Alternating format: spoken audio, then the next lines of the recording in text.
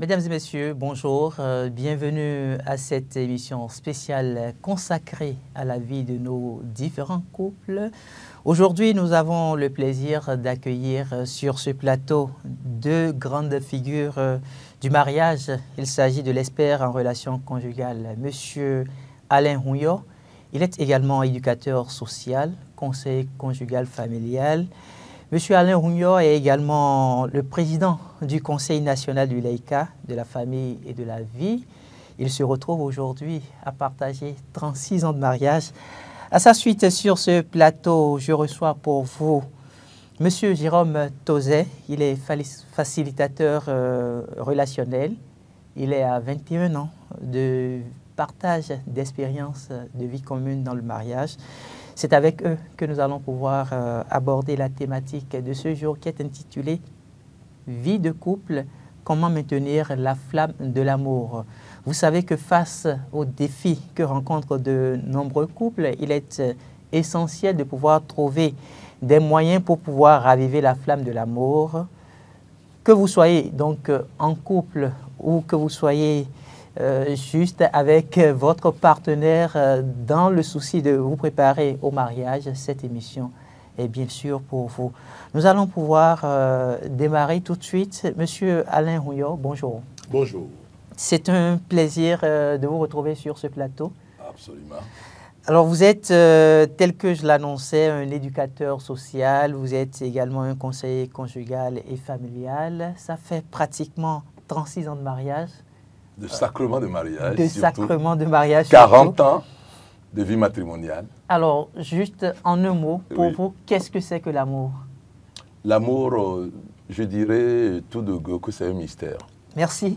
À votre suite sur ce plateau, je l'annonçais, Monsieur Jérôme Tauzet, bonjour. Bonjour. Vous êtes facilitateur relationnel, vous accompagnez donc les couples à pouvoir parfaire leur sacrement de mariage. Ça fait 21 ans de partage d'expérience, Oui, de vie conjugale. c'est ça. Pour vous, le mariage, qu'est-ce que c'est?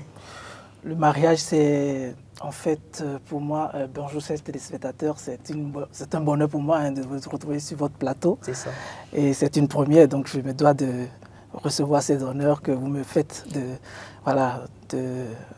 me recevoir chez vous, dans vos maisons. C'est un plaisir partagé. Et le mariage pour moi, hein, c'est ça que vous avez posé comme question. C'est ça.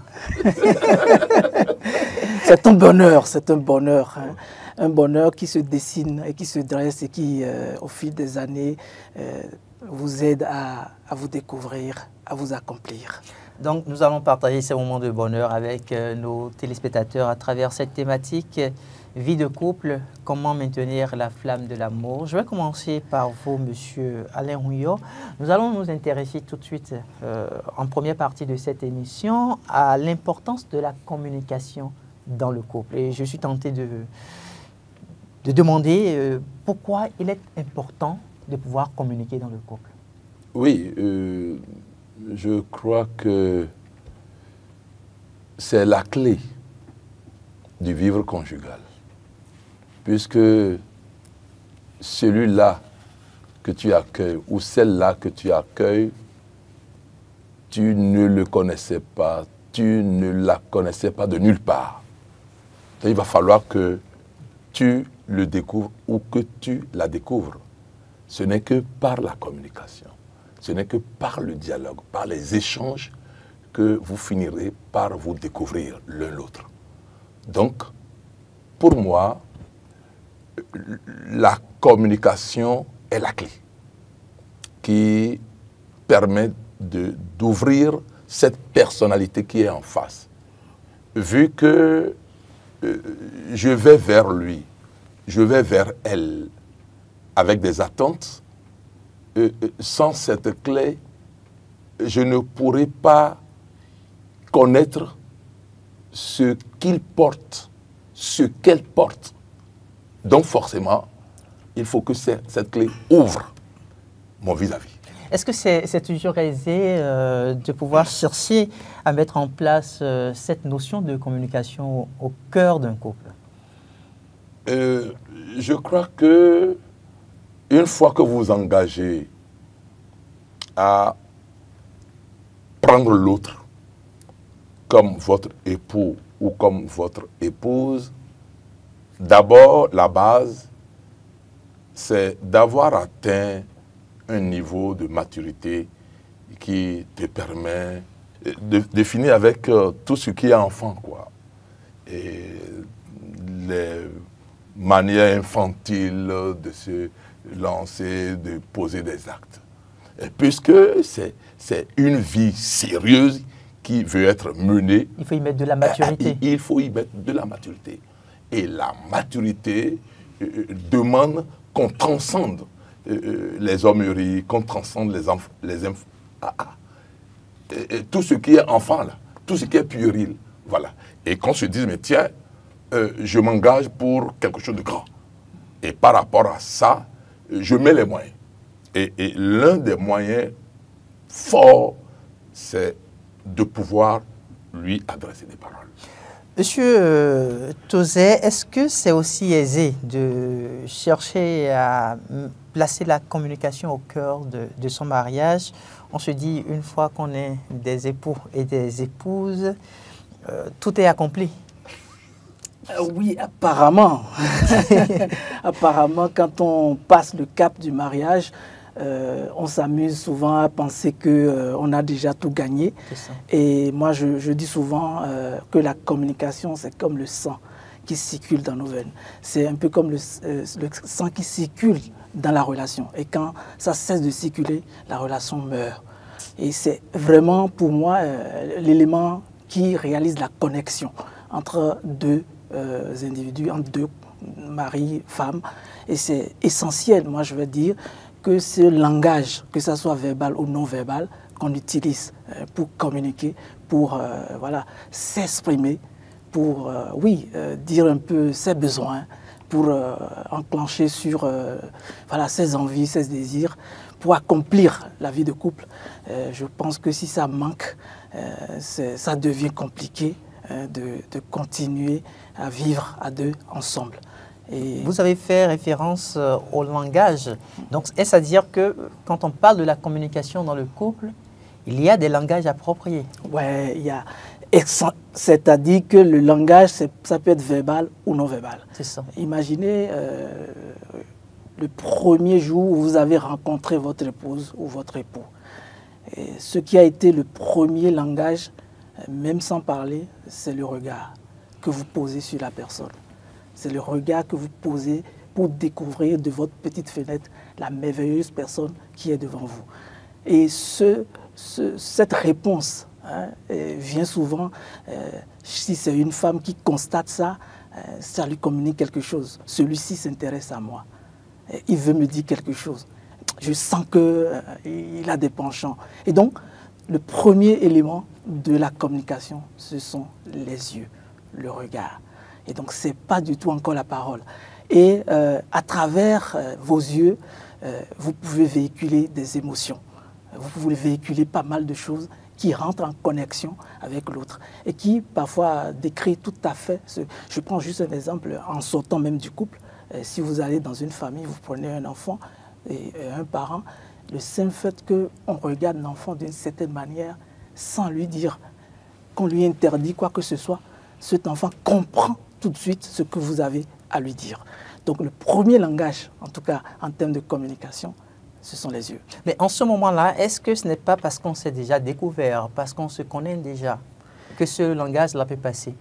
Moi, je pense que la phase qui démarre la relation, c'est la phase romantique où chacun voit l'autre de sa fenêtre, la merveilleuse personne que l'autre représente, même sans parfois rencontrer physiquement la personne, on peut imaginer des choses et commencer à penser des choses.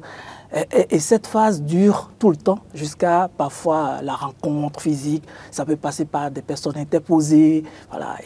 Et le jour où vous comprenez que voilà, vous déposez ce que vous avez chacun, alors là, ça démarre en fait cette connexion que vous commencez à avouer l'un et l'autre.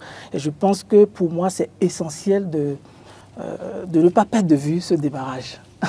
Parfois, quand on est en plein dans la relation, on oublie que le départ a été quelque chose d'essentiel et qui a voilà, sucré un peu, qui a attiré.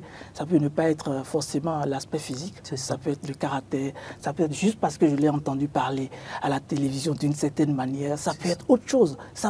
C'est incommensurable la dimension de la communication, ce que ça dégage comme énergie qui attire l'autre.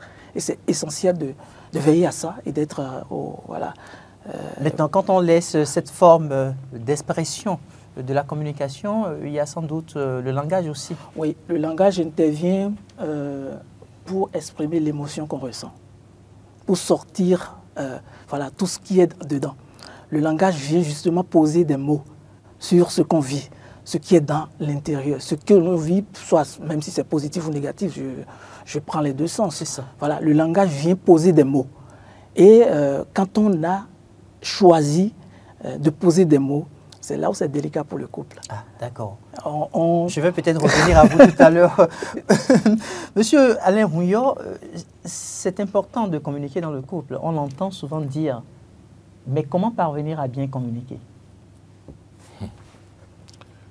Parvenir à bien communiquer, je crois que déjà, il a commencé, mon frère a commencé par vous décrire un peu comment ça se passe. C'est ça.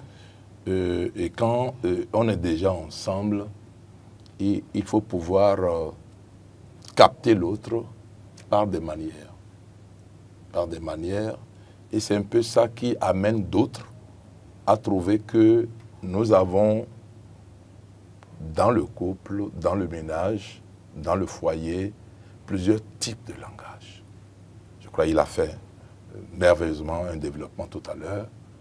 Mais il y a des langages types, un certain nombre. C'est ça. Les paroles valorisantes. C'est-à-dire, si on est ensemble, ce n'est pas pour s'entre déchirer comme on le dit. Ce n'est pas pour se donner des coups de poing. C'est pour être son bonheur. Et c'est pour que je sois aussi son bonheur, elle aussi mon bonheur. Donc, je mets tout en place pour que les paroles qui sortiront de ma bouche soient des paroles qui la magnifient ou qui le magnifient. Mais à quel moment j'utilise ce genre d'expression quand je sais que en face de moi, je n'ai pas une personne que je dois pouvoir valoriser? Est-ce que ce n'est pas une sorte d'hypocrisie? Non, non. Vous savez, en fait, l'engagement pour cet amour, c'est sérieux. C'est si sérieux au point où, lorsque vous y mettez, vous comprenez que vous devez tout aménager pour que ça aboutisse. Puis c'est un projet de vie. C'est ça. Et celle avec qui vous tenez à évoluer dans votre existence, c'est tout ton bonheur qu'on lui offre. Pourquoi? Parce que en acceptant d'être avec moi, déjà, avant de venir, elle a réfléchi 1001 fois par rapport à certains aspects de la vie qu'on peut rêver. Donc, en venant, elle se dit, mais tiens, ce qui est sûr, je serai comblé. Alors, si elle arrive, attention, évite de lui adresser des paroles blessantes qui la contrarient. Ça, c'est pour ce qui concerne l'homme. Comme la femme aussi. Hein. D'accord. Comme la femme. Par exemple, moi, j'ai toujours apprécié quelque chose chez ma femme. Quand elle veut s'adresser à moi, c'est un peu comme si elle me met à la place de son papa. Et des fois, je dis, mais c'est trop fort, ça. Donc, il faut que je mérite ça. Il faut que je mérite ça. Et l'autre chose... Donc, les paroles valorisantes se méritent. Oui, se méritent. Mais il faut se donner à cela. C'est ça. Et au départ, c'est de petites choses, de petits moyens dont nous avons besoin pour entretenir le vivre conjugal. C'est ça. Ça fait partie de l'armement, quoi. Vous comprenez un peu?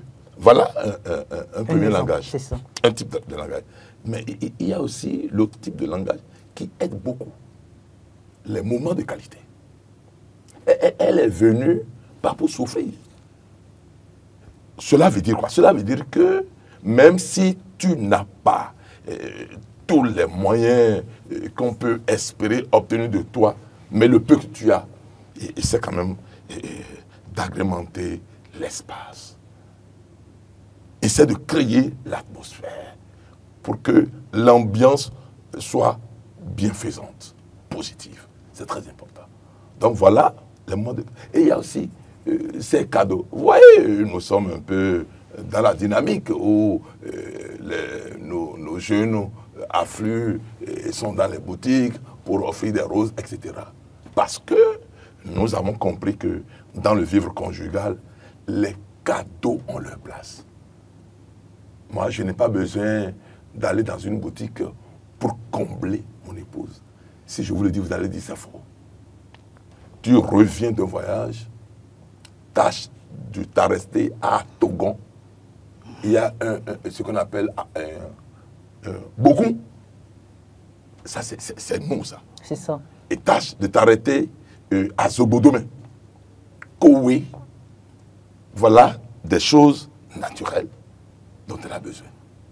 Donc, il faut quand même penser à ces cadeaux-là. Donc, on n'a pas besoin du surnaturel avant de combler son épouse. Des artifices qui rentrent un peu dans le snobisme. Non, on n'est pas là. Vous comprenez un peu maintenant. Donc, il y a ça. Il y a aussi un autre point sur lequel l'un ou l'autre, on s'observe. Le sens du service. Pendant qu'elle entreprend de faire quelque chose, mais est-ce que tu es là? Même si tu ne maîtrises pas, tu n'as pas l'expertise, est-ce que tu apportes ton petit grain de sel pour l'aider à réussir l'œuvre, l'entreprise? Autant la femme, autant l'homme, nous en avons besoin. Donc, le mariage devient une entreprise. Ah, bien sûr. Vous comprenez un peu maintenant.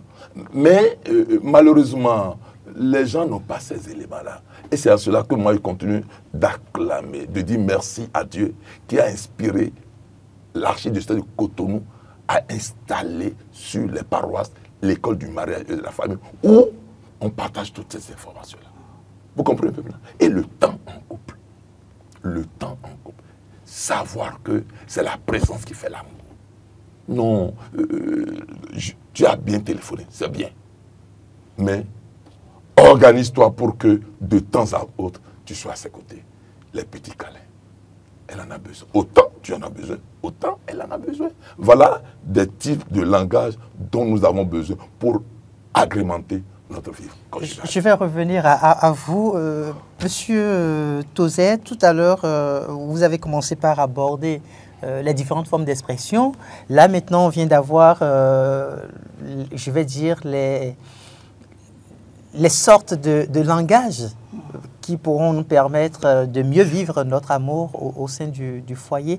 Est-ce que vous avez le sentiment qu'une fois qu'on se retrouve au cœur du mariage, on a toujours l'esprit présent pour penser à tous ces éléments-là?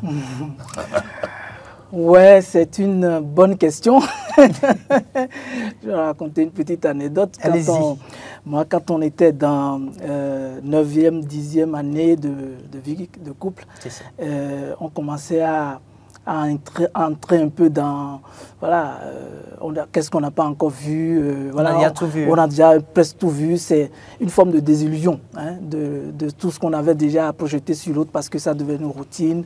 Il y a pas mal de choses qu'on voyait venir et du coup, ce qui vivifie la vie de couple tendait à disparaître. Et à un moment donné, voilà, on a pris conscience qu'il n'y avait plus grand-chose qui nourrissait notre vie, à part les préoccupations, comment régler les factures, comment régler voilà, tout ce qui est charge, tout ce qui est enfant. Voilà, on s'occupait beaucoup plus de tous ces éléments-là que de notre vie de couple. Visiblement, vous vous êtes retrouvés ensemble pour gérer la facture. À un moment donné, si vous ne savez pas faire, vous restez là. Et vous restez là longtemps. Et ça vous aide pas à reconnecter en fait à cette vie d'amour que vous avez. Je comparais tout à l'heure la communication comme un élément qui circule dans la relation et que quand ça cesse de circuler, tout de suite la relation s'arrête. Et c'est un peu ça. Si vous n'avez pas ces ingrédients dont il parle là, qui sont des langages, mais aussi des gestes, des comportements, des attitudes qui maintiennent un peu la vie de couple et qui, voilà, prouvent, je vais dire, ce que vous avez comme voilà, sentiment à l'autre. C'est une forme d'expression d'amour que vous avez en partage avec l'autre. Et si ça n'arrive pas, vous tombez justement dans la routine de la question que vous posez. Est-ce que c'est tout le temps comme ça? Non, c'est pas tout le temps comme ça. Mais on a à être éveillé. Quand on passe d'une phase romantique à une phase où ça devient une routine, ou à une phase parfois de lutte de pouvoir, où c'est compliqué à gérer, on est submergé par les problèmes, on n'est plus du tout à l'étape où on va voilà, regarder en face cette vie de couple. Il y a ces ingrédients-là qui font. Moi, j'ai l'habitude, depuis un certain temps, de prendre 10 minutes, parfois 5 minutes, et si on n'a pas vraiment le temps, 2 minutes d'étreinte matinale avec mon épouse, c'est ça, avant de sortir.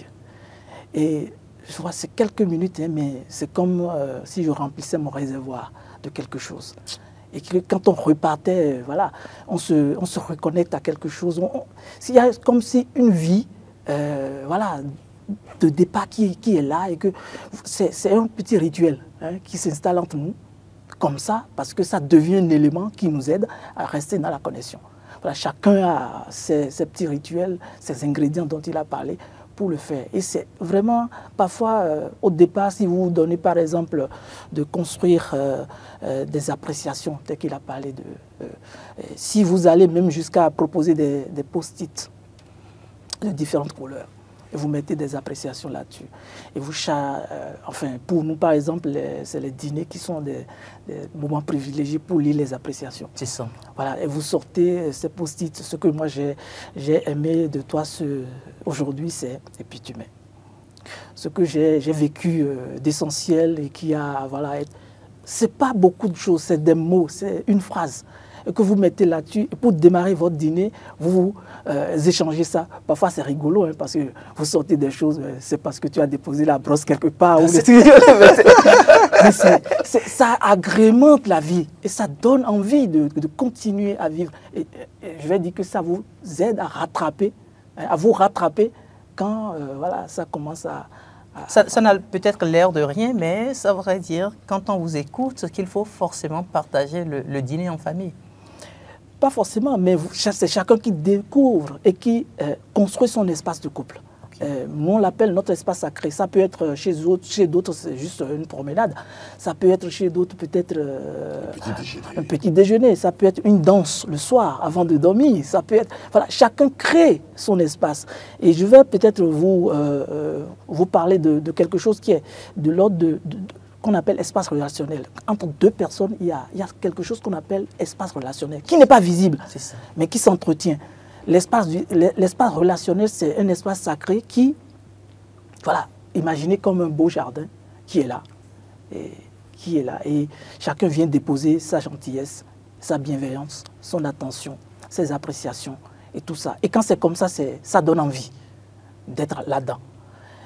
Mais ça peut être un espace qui se transforme, on va dire, qui se pollue et qui peut même devenir dangereux pour certains. Et quand c'est comme ça, on a envie de quitter la relation. Ouais, quand on jette les critiques, quand on jette les sarcasmes, les reproches, et quand on jette des mots, on y jette des mots qui ne sont pas vraiment des mots qui valorisent l'autre, on n'a pas envie d'être dans cette connexion. Et c'est cet espace-là qui nous connecte. Et donc, il faut à chaque instant dépolluer cet espace-là avec des appréciations et tous les gestes qui notre Fofo a proposé tout à l'heure. D'accord. Monsieur Rouillon, vous vous retrouvez au cœur du couple, on vous demande d'utiliser des paroles valorisantes pour mettre en valeur votre partenaire, mais tout le temps, c'est vous qui faites l'effort. En retour, c'est toujours les reproches qui sont au rendez-vous. Quelle est l'attitude que vous adoptez en ce moment-là? Est-ce que vous vous repliez et vous commencez par faire comme l'autre? Quelle est la formule? Non, je n'ai pas le droit de faire demi-tour, non. Parce que le mariage dont nous parlons ici, c'est un engagement volontariste. Et c'est moi Parce que avant de la découvrir, j'ai dû croiser telle ou telle fille. Mais à un moment donné, je m'étais arrêté sur elle. Donc cela veut dire quoi? Cela veut dire que c'est l'élu de mon cœur. Donc je mettrai tout en œuvre pour qu'elle soit à l'aise. C'est moi qui ai été le premier à lui adresser la parole. C'est ça. Et c'est vrai, ça peut arriver. Et ça peut arriver par rapport à l'accumulation de certaines contrariétés, au point où elle est bloquée. Mais il te revient de trouver toujours la bonne formule pour la ramener. Vous savez, dans mon couple, par exemple, au départ, elle n'était pas de nature à célébrer des anniversaires, etc. Mais quand je me suis mis dedans, elle a compris que cet homme aime les anniversaires. Et ça a pris. Au point où, aujourd'hui, dans la famille, quand c'est le jour d'anniversaire de X ou bien de Y, nous sommes les premiers à se réveiller et il se réveille ou bien elle se réveille dans nos mains pratiquement. Et on l'accueille. Joyeux anniversaire. Et souvent, nous concluons par un bain d'eau, quoi. Et bon, foin, quoi. Vous comprenez un peu maintenant? Donc, c'est un engagement volontariste. Et je ne le regarde pas.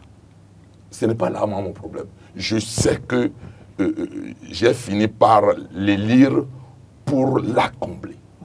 Donc, ce qui est sûr, elle finira par rejoindre les rangs. C'est ça. On a quand même un constat qui se vit. Oui. L'homme a des collègues de service qui ne manquent pas de partager, dès qu'ils se retrouvent, leur expérience de vie de couple.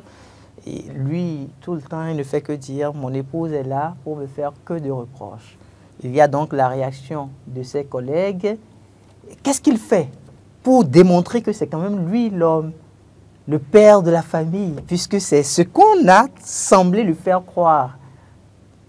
Et vous faites bien de dire ce qu'on a semblé lui faire croire. En fait, quand nous rentrons dans le mariage, c'est un copilotage. C'est ce que notre culture n'admet pas. Moi, j'ai vécu ça avec mes parents, qui trouvaient que c'est trop. Était qu'à son monde, était qu'à son monde. Mais c'est une option pour nous autres. Nous voulons nous rendre heureux de part et d'autre. Et c'est arrivé à un moment donné, entre les parents, il y avait un qui était si jaloux au point où il y a eu une crise. Et contre toute attente, j'ai vu ma femme courir me prendre. Et là, ce parent a démissionné le jour-là. Et a plié ses claques et est parti.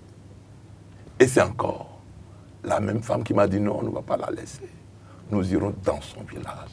Nous irons lui rendre visite. Et la suite, c'est qu'elle s'est mise à genoux pour dire je n'avais pas compris. Elle a compris que l'amour que nous vivions était un amour fort. Vous voyez un peu bien? Donc c'est un pari, c'est un défi. Et nous nous sommes promis ce bonheur-là. Et le bonheur ne se vit qu'ici. Là-bas, c'est le salut éternel. C'est ça. Mais humainement, tâchons quand même de nous rendre heureux. Et il n'y a même pas de honte à ça. Je me rappelle quand j'étais encore à la craie, mon épouse étant aussi à la craie, et un jour, l'inspecteur passant nous voit à deux assis sur la même table, et il dit, mais vous êtes toujours ensemble. Et j'ai eu l'élégance de lui dire, mon cher inspecteur, ça vous dérange? Vous voyez, ça vous dérange?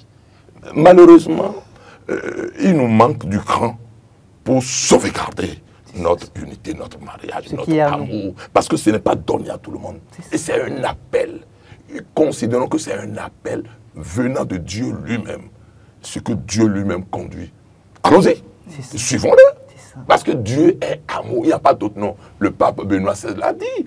La première encyclique sortie par le pape Benoît XVI, c'est Deus Caritas Est. Dieu est amour. Donc, vivons l'amour. Eh bien, si l'amour est sain, allez-y. On ne peut pas vivre l'amour sans une communication saine. Monsieur Jérôme Tauzet, quel est le résultat qu'on peut attendre de chaque couple quand on parle d'une communication saine? Le résultat qu'on peut attendre de chaque couple quand on parle d'une communication saine. Parce qu'à des moments donnés, il y a quand même la tension qui est au rendez-vous. Comment repartir à cette communication saine? Oui.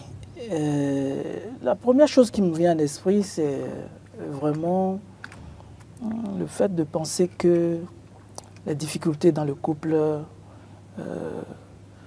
en fait, c'est des opportunités de croissance.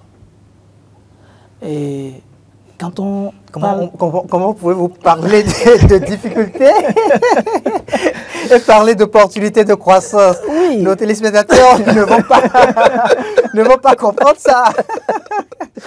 C'est renversant quand on le dit comme ça, parce que d'habitude, quand on parle de difficultés, on ne voit pas, personne n'aspire à une difficulté. Mais c'est même dit, un couple sans crise et un couple sans histoire. Oui, mais c'est ça. D'accord. Donc il faut forcément passer par des crises. Non, pas vouloir des crises, d'accord. mais parce que l'autre, c'est un tout autre. On apprend à se connaître. C'est ça. Donc, il doit avoir des hauts et des bas. Nous ne sommes pas des anges. On dit, cet amour est éminemment humain. On reviendra. C'est vrai, c'est une opportunité de croissance parce que chacun, on est né dans une relation. Voilà, on est fruit d'un lien, comme on le dit. Et on se blesse dans le lien.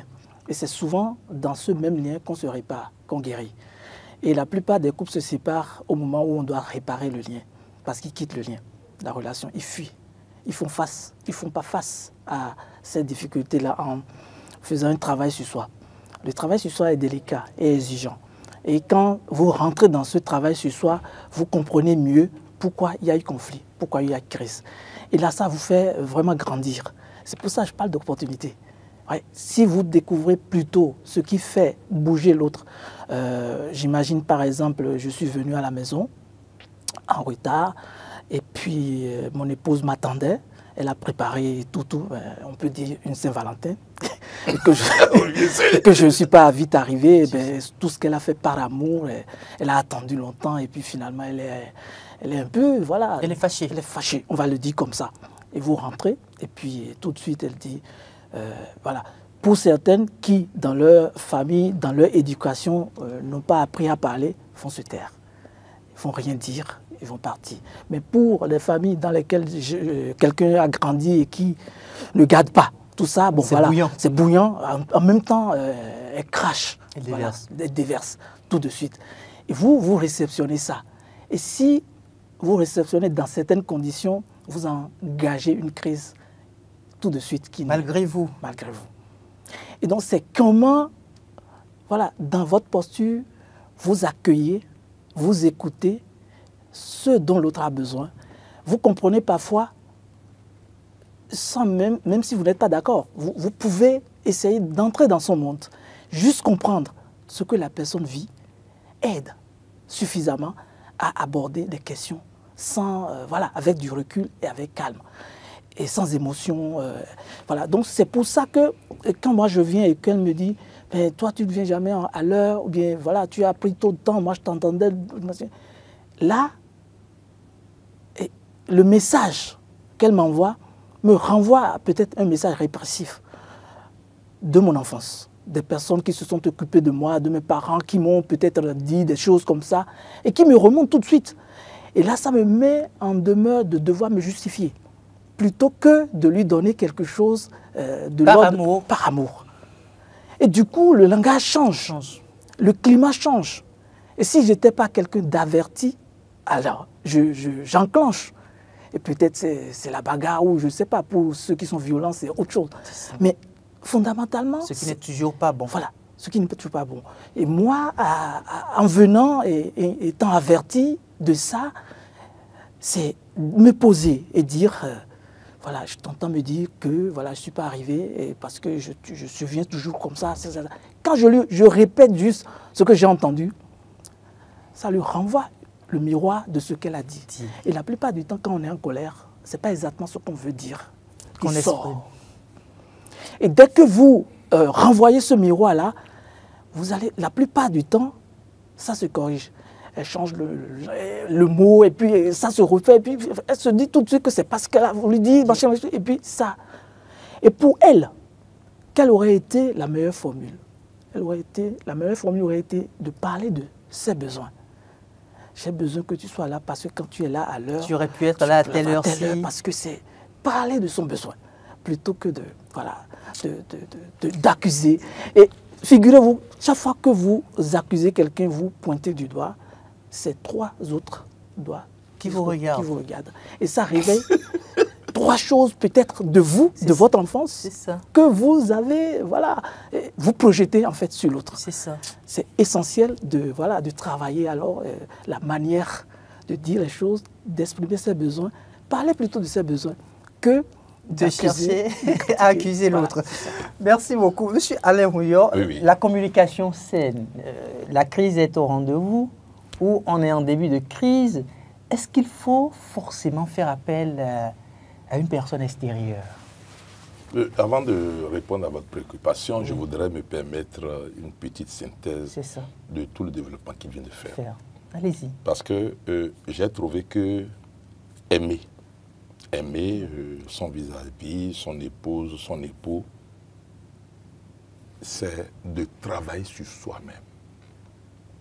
J'ai pris des notes, on dit, c'est être convoqué à un travail sur soi-même et sur la relation à entreprendre avec l'autre. Pour se lier, il faut se délier, accepter d'être transformé, se détacher de certains liens, dépasser certaines entraves. Dès lors, au fil du temps, c'est tout le passé qui sera revisité. C'est pour ça que tout à l'heure, j'étais tellement heureux quand il a fait référence au passé. Voilà. Et la prime enfance, par exemple, les relations avec les parents, l'adolescence, les intégrations ou dépassements manqués, les blessures, les ornières, les entraves. Ce qui empêche d'aimer est précisément ce qui empêche d'être libre. Et on va jusqu'à dire, la conclusion c'est ceci, le mariage est la seule relation qui met véritablement au travail. Mais c'est ça, j'étais vraiment heureux quand il faisait son développement. Mais c'est vrai, ça arrive qu'on se dise, mais tiens, tel que nous vivons là, il faut une personne tierce. Posez-lui la question tout à l'heure, dès que je suis arrivé, j'ai dit, mais il y a un cas, il y a une maison qui est en train de brûler. Moi, je suis à Abomey, mais tu dois aller là-bas. Et on s'est déjà entendu avant que vous ne veniez ici. Ça arrive. Parce que, comme on le dit, je crois, il y a un passage, mon peuple meurt. Faute de connaissance. Faute de connaissance. Il y en a qui n'ont peut-être pas ce niveau que nous avons aujourd'hui par le truchement de l'Église et qui n'ont pas ces informations-là.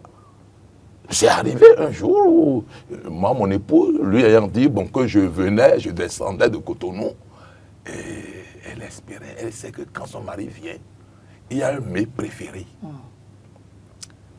Et, je ne dirais pas malheureusement, fortuitement, notre fille, la religieuse, était de passage. Et elle observait sa maman, qui mettait tous les soins à préparer, tout.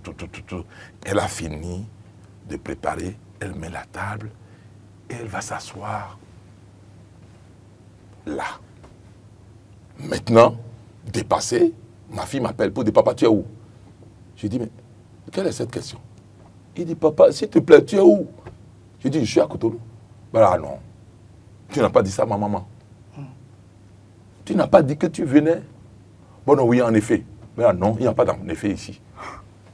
Si tu ne viens pas, et il sonnait déjà 20h30, voire 21h. Si tu ne viens pas cette nuit, ce serait toi qui serais responsable de la mort de ma maman. Oh.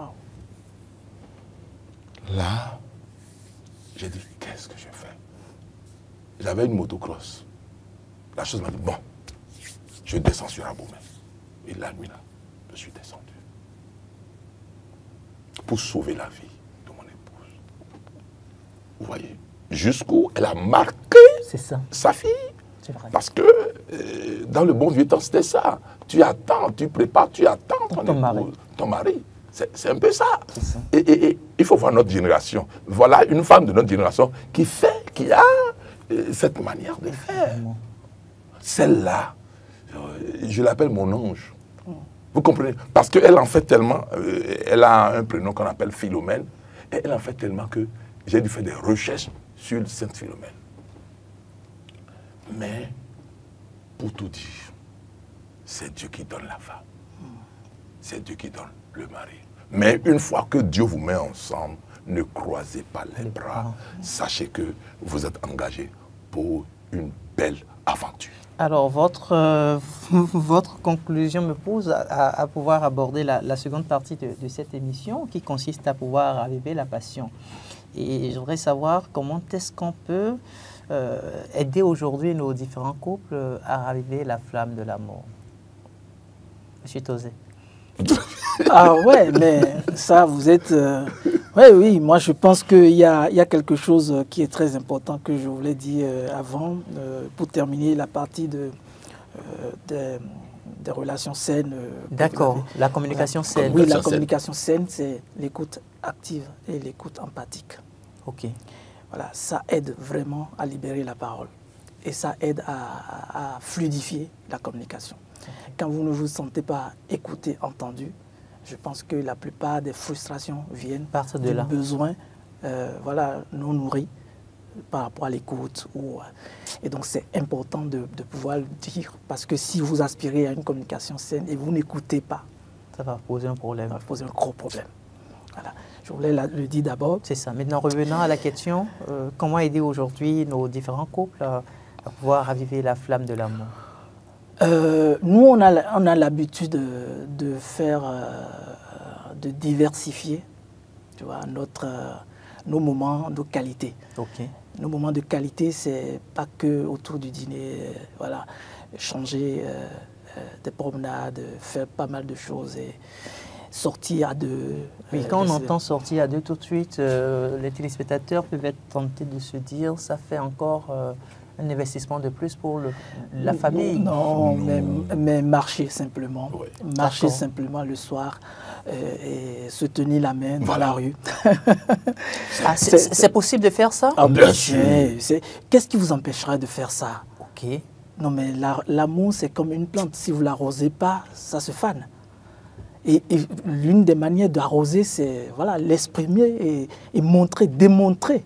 Donc on ne doit pas avoir peur de ce que diraient les gens dans le quartier. C'est votre épouse, vous l'avez choisie, c'est l'élu de votre cœur. Il y a quoi de mieux de donner témoignage de ce que vous avez choisi une belle femme Donc vice-versa. Vice-versa, oui. Voilà, mais c'est peut-être un peu dommage qu'on soit que des hommes. Des hommes plateaux. Je regrette. Non, mais bon, on essaie de répondre au nom de la femme. Justement, en ce moment... Je me demande si elles vont pardonner. Il y avait une voix féminine tout de suite, là, vous entendrez des choses. Elles aiment ça, c'est ce que j'allais dire. Quand vous faites ça, la femme aime qu'on la valorise, que les gens, les autres, son entourage, constatent ce qu'elle vit. Ce ne sont pas tous des cachots, hein. Et plus vous faites ça, mettre dans la main, vous partez, vous revenez, mieux les autres commencent à dire « Ah oui, ces deux-là sont complices ». Quand un mur n'est pas fissuré, vous n'aurez pas de lézard à l'intérieur. C'est ça. Donc comment vous entretenez votre relation pour que d'autres personnes n'arrivent pas à l'intérieur? Et ça m'aide à rebondir sur la question sur est-ce qu'il faut forcément une troisième personne pour régler. La plupart du temps, la troisième personne n'est pas dans le couple. La troisième personne vient aider, vient faciliter, vient libérer quelque chose entre le couple. Et parfois, on observe beaucoup qui viennent donner des conseils, simplement. Alors que les conseils viennent parfois parce que tout le monde a une petite sagesse sur la question. Et nous, facilitateurs, ce qu'on aide à faire, c'est aider l'autre à justement accoucher sa petite sagesse, à dire son besoin et aider l'autre surtout à entendre, écouter ses besoins. Voilà, ce n'est pas aussi simple de se mettre dans ce rôle-là, dans cette posture-là, quand vous êtes avec un couple. En tant que facilitateur, comment ça se passe? Est-ce que c'est le couple qui vient vers vous ou c'est soit l'homme ou soit la femme? Parfois, c'est souvent la femme. Ok. Et après, dans voilà, le cheminement, l'homme nous rejoint. Et parfois, c'est juste qu'ils ont déjà fait leur chemin, ils ont envie vraiment de faire quelque chose avec l'aide de quelqu'un et pour les deux arrivent. Alors, je suis tenté de poser cette question. L'homme n'a souvent pas l'intention d'exposer son couple, les problèmes de son couple. Et puis, voilà, la femme, par souci de régler quand même la situation, va vers le facilitateur. Plus tard, le facilitateur souhaite à ce que l'homme puisse se rejoindre. Non, ce n'est pas le facilitateur qui souhaite, c'est déjà la femme. D'accord. L'intention en venant, oui, c'est quoi? Tu vois, qui vous travaillez avec le problème, que la femme arrive, avec quoi elle arrive, vous comprenez mieux ce qu'elle recherche, la finalité. C'est ça. Et si la finalité dessine que c'est juste un besoin d'écoute, venir déposer quelque chose, un fardeau, et voilà, se sentir soulagé et repartir. Ça va s'arrêter là. Mais si c'est vraiment l'envie de, voilà, je veux qu'il écoute ce que je porte et que je n'arrive pas à lui exprimer, alors là, c'est important de faire un chemin avec elle pour qu'elle arrive à exprimer des choses d'une autre manière à la maison. C'est ça. Parce que ça peut être juste la manière avec laquelle elle exprime qui fait que l'homme n'écoute pas. Et donc, lui donner des clés pour qu'elle puisse aller, voilà, expérimenter. C'est ça. Et la plupart, donc quand ça change comme ça, excusez-moi, oui, l'homme remarque un changement. Il dit, mais tu n'étais pas comme ça. Qu'est-ce qui se passe? Ah, j'ai écouté, voilà, j'ai fait ceci, et si tu veux bien, on peut aller. Et dans la découverte, la curiosité, vous voyez, ils suivent leurs épouses arriver en facilitation. C'est ça. Ça peut se passer comme ça. Tout comme ça peut... Il peut y avoir d'autres voilà, figures de style. Qui arrivent. Et pour revenir à la question essentielle, moi, j'utilise souvent cet outil. C'est ça. L'art de chérir. Ok. Pour moi, redonner un peu d'huile dans ma relation, passe aussi par ce jeu simple, qui sont composées de phrases d'Amos. Les phrases d'Amos, c'est des phrases qui sont peut-être juste un début, et la fin, c'est vous-même qui complétez. Ok. Et c'est d'ailleurs tout le processus de facilitation est reposé sur des phrases d'Amos. On ne pose pas de questions, on aide à libérer la parole, et voilà. Vous voyez, ce qui m'a fait tomber amoureux, c'est... D'accord. Ce qui m'a fait tomber amoureuse de toi, c'est... D'accord. Quand tu le dis comme ça, il complète. Et puis il remonte à quelque chose. Et puis voilà, un jour vous êtes dans un temps où ça vibre, ça danse et ça. Et puis vous tirez cette carte-là. Qu'est-ce que ça fait? C'est ça. Ça vous remonte. Vous allez chercher quelque chose. Forcément. Pour pimenter la relation. Forcément. Pour fluidifier, pour donner de l'élan. C'est ça. Ce que nous avons surmonté ensemble et dont je suis fier, c'est... Waouh. Ouais. Donc, quand la personne lit ça, eh bien, il transmet un autre message. Un autre message, complètement. Une forme d'émotion. D'émotion. Et ça engage quelque chose qui voilà, donne de la légèreté et qui aide à... C'est pas forcément la quête, le souci de régler un conflit, mais c'est de dissoudre quelque chose qui est de l'ordre d'une tension. C'est ça. Qui amène justement à passer par ces étapes-là. Et je vous assure, la plupart du temps, quand on fait ces exos avec des couples qui arrivent d'un premier coup, demandez-leur de tirer une carte, faites le jeu là avec nous, et puis l'homme tire. Un de mes rêves avec toi, c'est « Oh !» Alors là, tu vois, ça déconcentre tout de suite. C'est ça. Si tu étais bombé avec ton tension et tout, tu redescends. Ça te décentre, quoi. Ça te décentre. Voilà les clés que nous utilisons généralement pour rallumer la flamme. Monsieur Alain Houillon, vous êtes à 36 ans de sacrement de mariage. Sacrement de mariage. Oui. Je suis tenté de poser la question comme tout autre téléspectateur. Comment ça se passe? 36 ans. Avec tout ce qu'on entend dire sur le mariage, c'est péjoratif. mais j'ai déjà tout dit là. Dans une certaine, je disais que le mariage est la seule relation qui met véritablement au travail. Je l'ai déjà dit. Depuis 36 ans, vous êtes au travail. Et ça ne me fatigue pas. Hein. Pas du tout. Pas du tout. Pas du tout. Parce que, bon, excusez beaucoup aussi, j'insiste là-dessus, c'est un appel que j'ai reçu. Un peu comme le jeune candidat au sacerdoce qui a reçu un appel. Le mien, j'entends m'engager fortement pour magnifier mon Dieu. C'est un appel et on doit s'y mettre. Et au point où, des fois, parce que celle-là qui est en face de toi, ce n'est pas un ange. Je le redis, ce n'est pas un ange. C'est un humain comme toi, capable de pécher et capable de faiblesse. Il faut faire avec. Et des fois, devant des situations, tu vois que tu as pleinement raison, mais tu dis, ah, excuse-moi, et tu demandes pardon. Pour la survie du foyer. C'est très important. Je me rappelle une fois, mon épouse et moi, on sortait, elle était à côté de moi dans le véhicule, et elle n'avait pas prévenu qu'elle venait, notre fille. Et elle était sur Zim, elle nous rencontre. Et elle dit, papa, maman, vous là. Elle n'a pas continué. Ça veut dire que quelque part, elle était heureuse. Ouais, donc il faut que chacun de nous s'y mette et comprenne que, en fait, Dieu qui est tout amour, imitons Dieu. Finalement, c'est ce que je dirais. Imitons Dieu. Et donnons-nous à fond pour que, en nous voyant vivre, les gens puissent se dire, mais c'est beau quand même cette affaire-là, non? Hier, j'étais approché par une dame qui a été renvoyée par son homme. Elle est venue, elle a tapé à la porte. Et avec elle, tenez-vous tranquille, au-delà de 22 heures. Il ne peut pas sauver moi. Mon époux vient de me renvoyer. Et c'est un jeune ménage. J'ai hésité un peu. La chose m'a dit, non, vas-y. Tu fais partie des sages du quartier. Et pendant que je m'apprêtais à partir, maman rapidement, elle est en chambre, elle dit, papa, je t'accompagne. J'ai dit, non, allons-y. On est allé, je me suis rapproché de l'homme.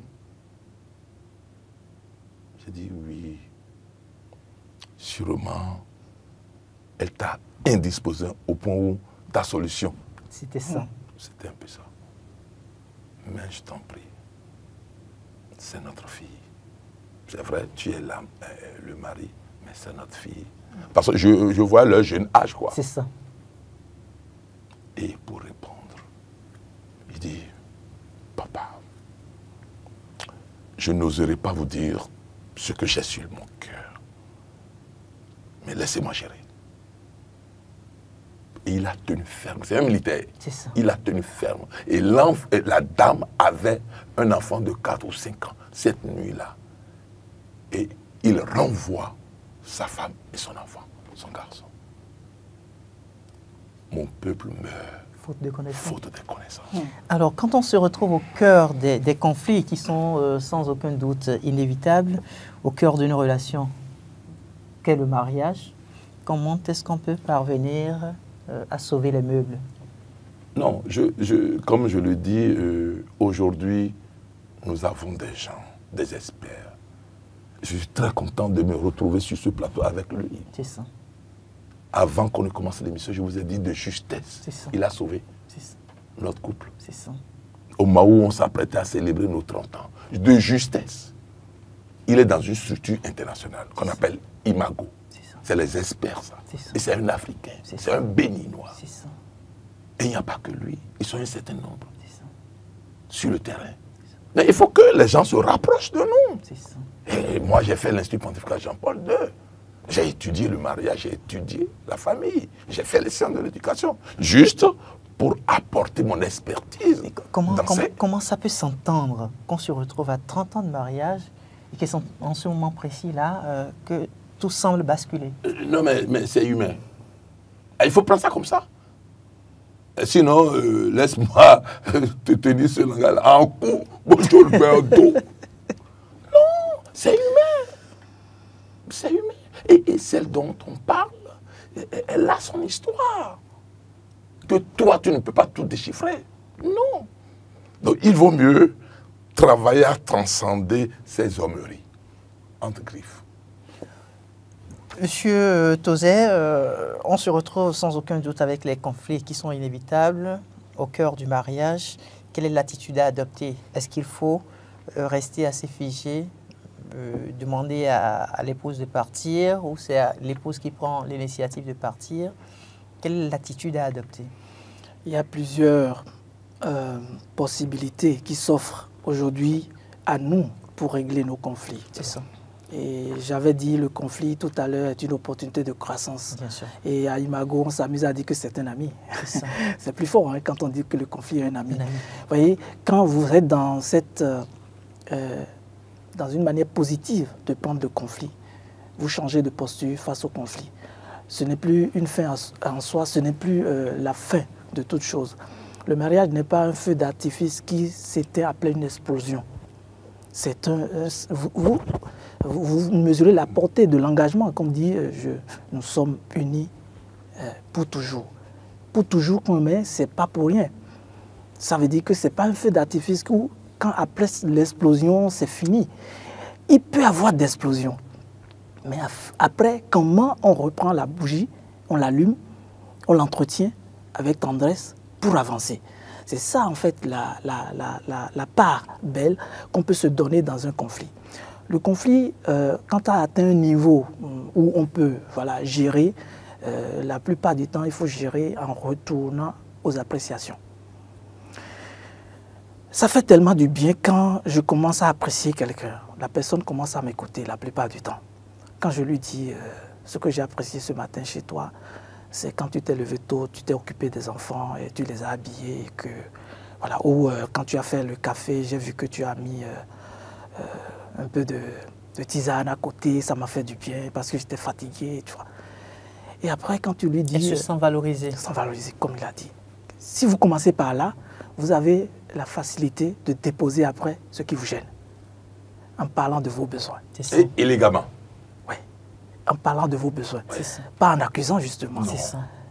Ce qui me gêne, c'est le fait que j'avais besoin de t'écouter, mais j'ai vu que je n'ai pas eu l'opportunité d'écouter tout ce que tu avais jusqu'au bout. Ça me gêne profondément.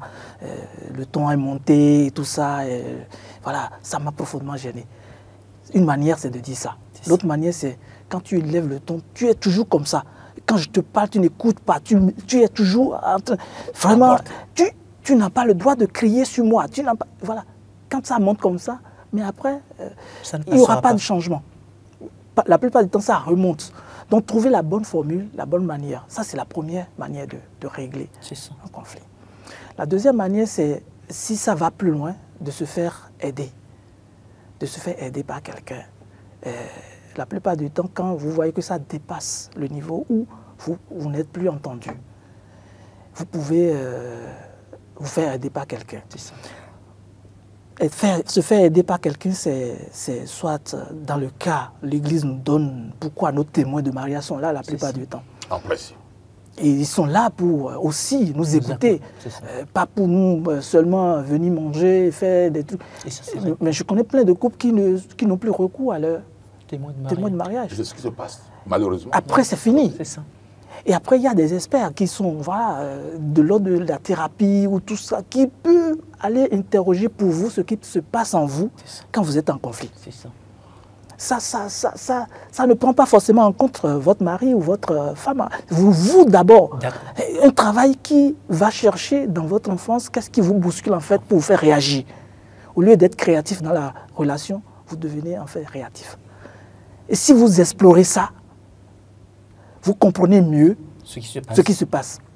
Quand moi j'ai su que 90% des histoires qui nous lient dans un conflit proviennent de mon enfance et que je n'étais responsable que de 10% ou l'autre n'est responsable que de 10% de la situation actuelle, j'ai dit quel poids ça enlève.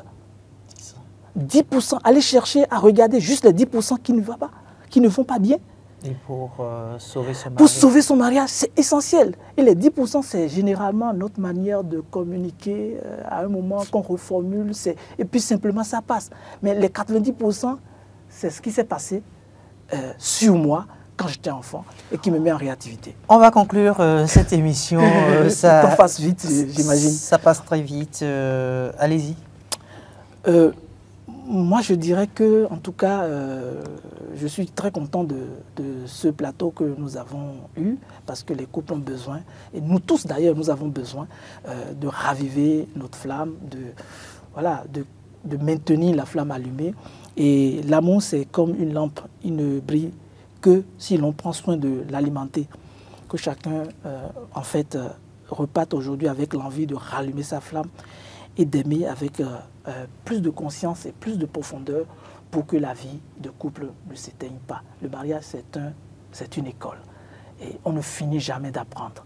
Chaque jour, on grandit et il faut avoir le courage et la force de surmonter ensemble les difficultés à deux. Merci beaucoup, Monsieur Jérôme Tauzet. Je rappelle que vous êtes facilitateur relationnel, donc vous accompagnez plusieurs couples à pouvoir faire rayonner la flamme des premiers jours.